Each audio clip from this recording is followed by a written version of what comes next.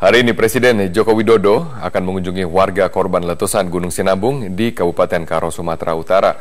Warga korban Gunung Sinabung memang menjadi perhatian khusus bagi Presiden Joko Widodo dan ia juga pernah berkunjung saat berkampanye sebagai calon presiden.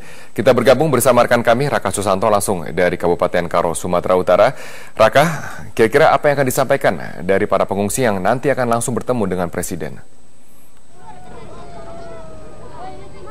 Robert, nantinya para pengungsi ini akan menyampaikan sejumlah hal. Tadi saya sempat berbicara dengan pengungsi. Pertama, mereka meminta kejelasan tentang pendidikan anak-anak mereka.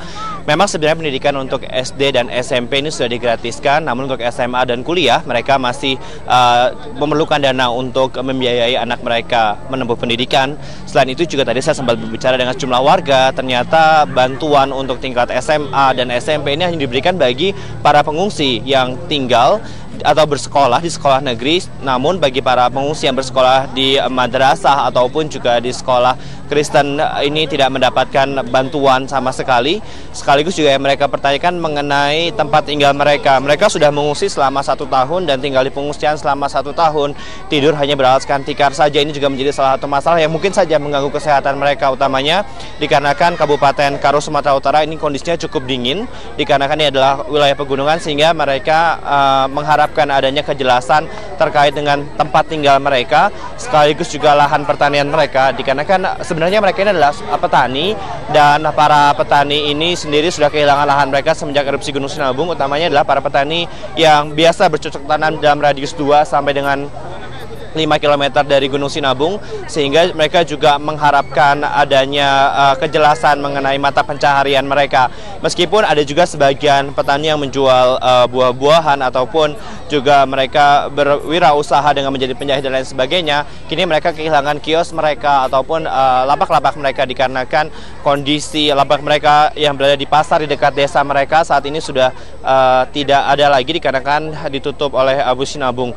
Yang menjadi masalah, yang menjadi concern ataupun perhatian ini bukan hanya warga yang berada di pengungsian. Kita akan sedikit melihat bagaimana warga yang berada di sekitar desa di kaki Gunung Sinabung. Mereka sudah kembali ke desa mereka dan tidak mengungsi. Namun ini bukan berarti masalah sudah selesai, dikarenakan kalau kita melihat rumah mereka masih ditutupi oleh abu vulkanik yang cukup tebal, dan ini juga mengancam bagi kesehatan mereka, dikarenakan sehari-hari mereka akan menghirup debu vulkanis, dan ini perlu menjadi perhatian juga bagi dinas kesehatan setempat untuk dapat memberikan edukasi bagi warganya bagaimana ataupun bahaya apa saja yang mengancam bagi warga yang saat ini sudah dikembalikan di sekitar Gunung Sinabung. Abu vulkanis juga menyebabkan beberapa rumah warga kadang-kadang rusak, dan ini masih kadang warga membenahinya dengan biaya mereka sendiri. Kita mengetahui bahwa mata pencaharian mereka sudah tidak ada lagi, dan yang mereka butuhkan adalah sebenarnya kejelasan nasib mereka.